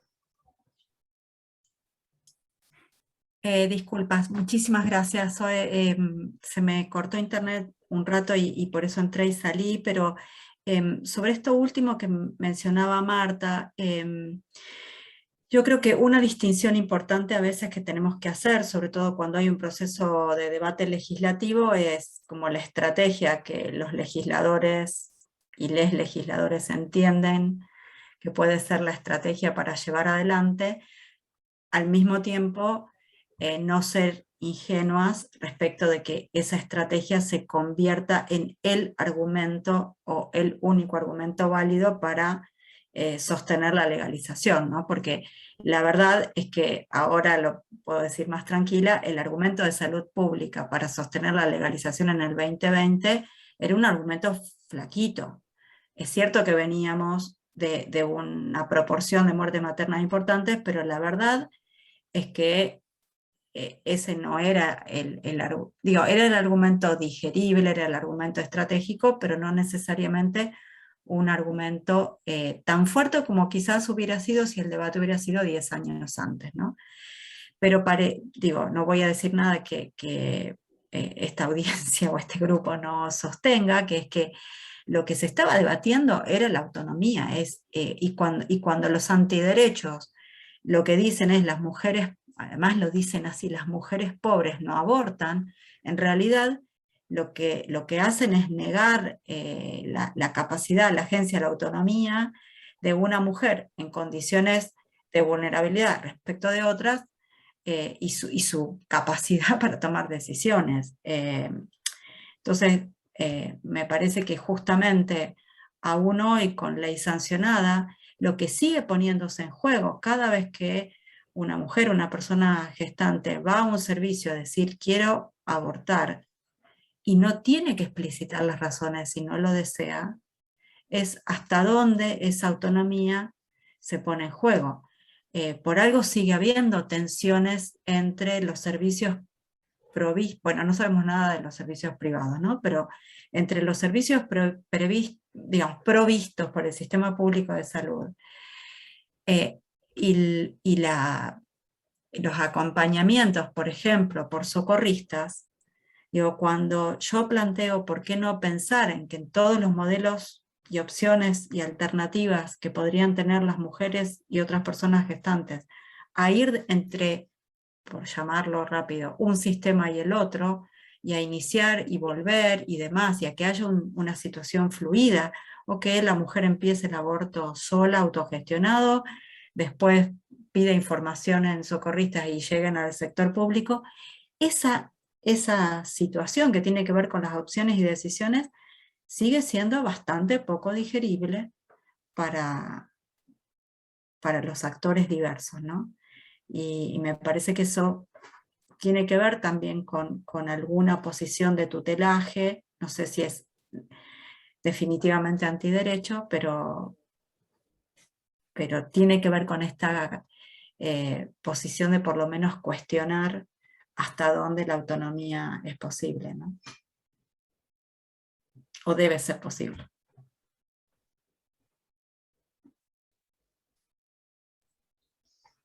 Quería comentar. Sí, Marta, tenés el micrófono abierto, no sé si que... ¿Sí? Perdón, me olvidé de cerrarlo. No, porque es eso lo que está en discusión, evidentemente, porque es un poder muy fuerte de las personas, las mujeres y las personas con capacidad de gestar. Es decir, el poder de gestar es un poder político muy importante, porque depende la sociedad, la renovación de las generaciones, la renovación de las fuerzas que reproducen la sociedad, no solo a nivel de gestar personas humanas, reponer nuevas generaciones de personas humanas, sino a nivel de toda la reproducción social. Todo lo que en este momento se pone en manifiesto y mucho más a nivel del momento puntual de la pandemia, se venía ya planteando el papel de los cuidados, el trabajo invisible de las mujeres en la reproducción de las condiciones sociales. Seguramente Natalia puede también corroborar. Lo que pasa es que es un poder muy grande del cual el derecho al aborto es como una especie de nodo, de núcleo, es como muy fundamental, para usar una palabra que se puede interpretar de distintas maneras, pero es fundamental. Entonces me parece que a nivel de ahí, a nivel de ese lugar, se crea un sujeto político que puede pelear e imponer su demanda, su posición y su práctica, porque eso es muy importante, porque también la dilatación del tratamiento legislativo permitió que hubiera grupos que emprendieran la práctica directa del aborto como una manera de demostrar que, bueno, que ahí hay un sujeto que pone en funcionamiento un poder y de gestión, de autogestión, y que amplía la conciencia de las personas gestantes acerca de que es algo que no el poder médico es un poder corporativo, es un poder prácticamente normativo en nuestros países, por el lugar que toma la salud pública. Entonces, me parece que es muy importante eso que marcan acerca de que una cosa es no sé, la pelea, la lucha por el derecho al aborto en determinados sectores, como puede ser el sector jurídico, legal, parlamentario, y otra es por la lucha por el derecho al aborto en la conciencia social, en el avance de un sujeto social y político que toma conciencia de su capacidad de autodeterminarse en la medida en que se puede determinar a alguien, y que tiene que ser un proceso colectivo, no individual, y que requiere de la articulación de muchos sectores de la sociedad, pero hay ahí un protagonismo que es importante, que es que las mujeres son las que tienen que poder decidir sobre el proceso de sus embarazos y sus gestaciones. No sé, me parece que es un tema político general muy importante, y que eso está... Sí. Sí, Juan Marcos.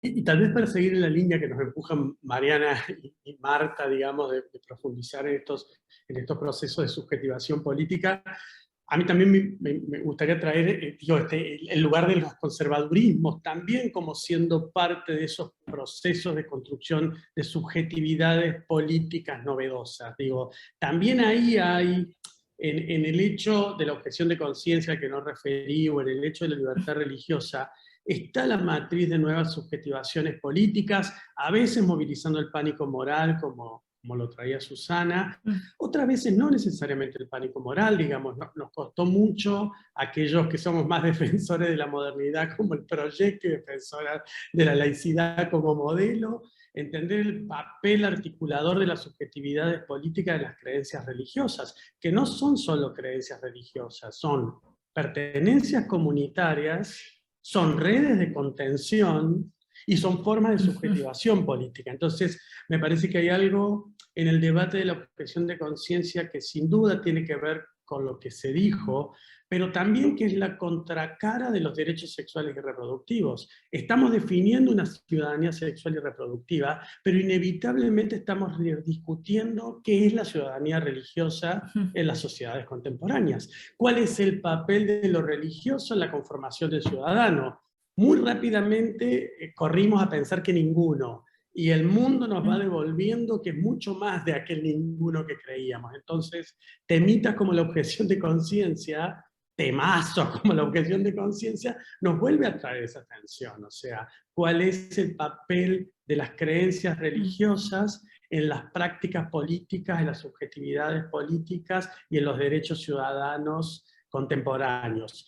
Y sin dudas, el derecho ahí tiene mucho que decir, digo. Desde el derecho no solo se está construyendo cuál es la autonomía de las personas para decidir en relación a sus prácticas sexuales, sino que se está discutiendo qué es lo religioso hoy y cuáles son las legitimaciones o las deslegitimaciones que eso de lo religioso tiene en las sociedades contemporáneas. Entonces, a mí siempre me gusta ver esas dos caras, digamos. Inevitablemente estamos discutiendo el papel público de las religiones. Y cuando eso se vuelve, perdón que ato con un debate que había hace un ratito, cuando eso se vuelve relación en políticas contra el neoliberalismo, no es tan fácil la solución. Yo entiendo que tenemos que desmitificar eso de que las mujeres pobres no abortan, y es cierto, y está claro, y hemos hecho mucho. Pero ojo que hay algo de eso que es complicado. O sea, ¿quiénes son los sectores que se acercan a los lugares más marginados? Son las iglesias evangélicas o católicas.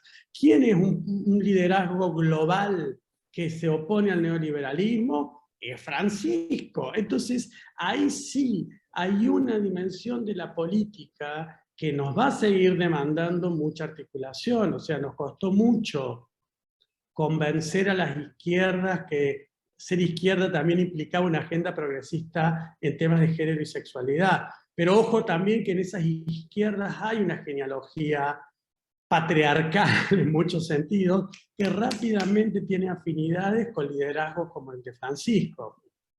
Y cierro ahí.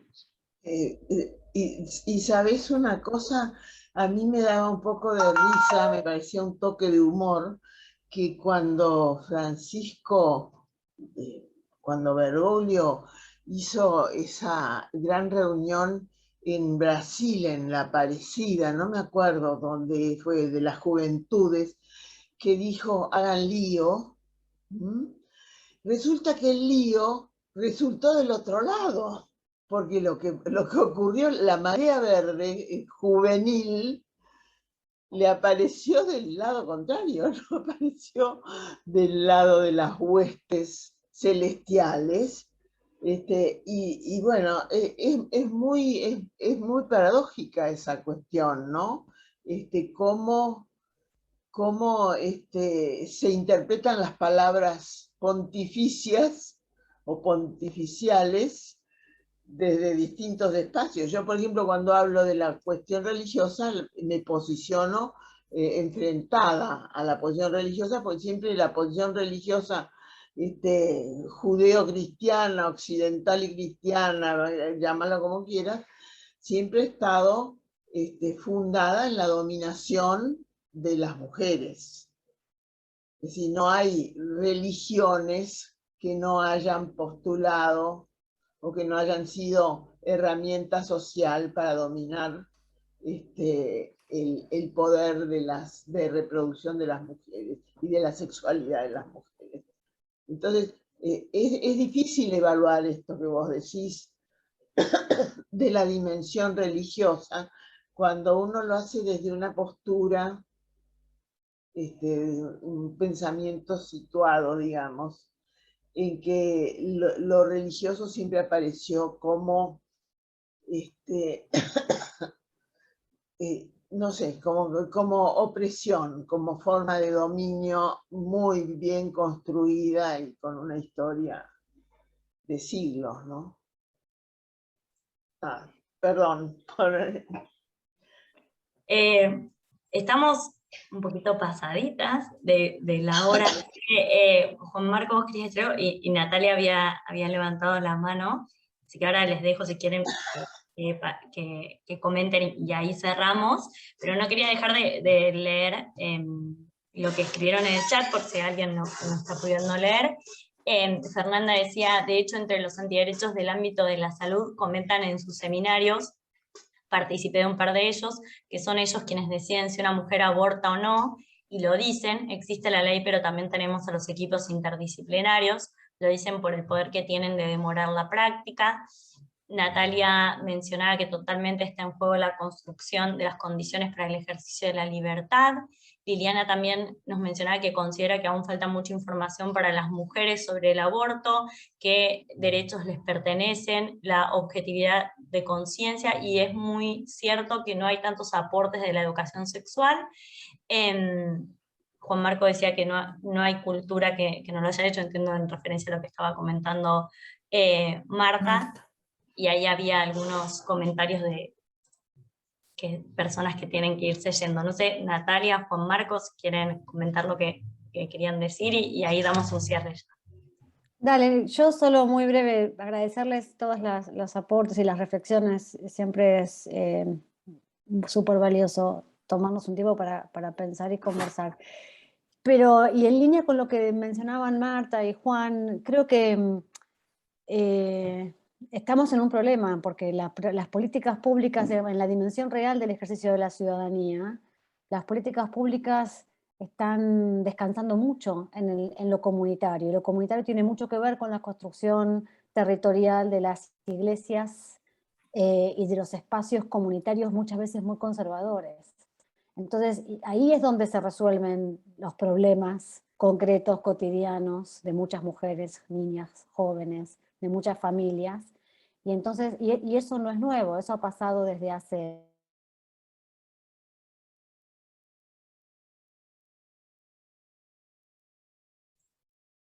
Creo La que se perdimos, nos cortó. sí, la perdimos a Nati.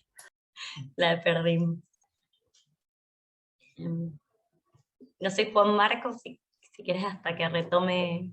Bueno, tal vez para seguir, yo acuerdo con lo que Natalia estaba diciendo, digamos, y ahí me parece que es el desafío nuestro, es repensar qué entender, y esto también en relación al diálogo con Marta, repensar qué creemos que es lo religioso. Digo, finalmente no deja de ser un constructo político, un constructo legal. Entonces me parece que uno de los desafíos para compatibilizar lo que Natalia decía y a donde Marta nos empujaba, es entender el espacio de lo religioso tan plural y tan contradictorio como el espacio de lo no religioso. Entonces, esa capacidad de disolver lo religioso como algo homogéneo, más allá que nos paremos afuera o adentro, me parece que es la estrategia cultural, política y legal para poder traerlo no solo como amenaza, no solo como aquello que regresa siempre de formas conservadoras.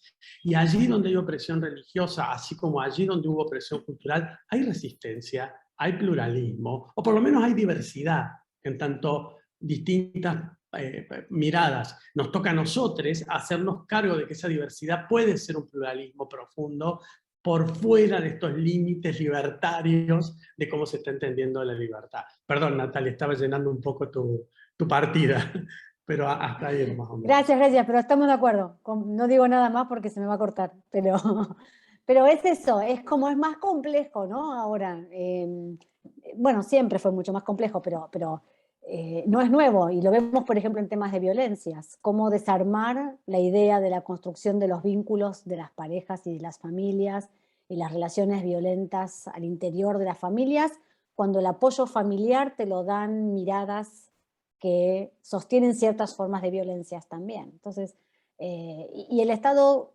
promueve esa intervención comunitaria y de distintos grupos religiosos. Las promueve, las apoya, las solventa, las subsidia.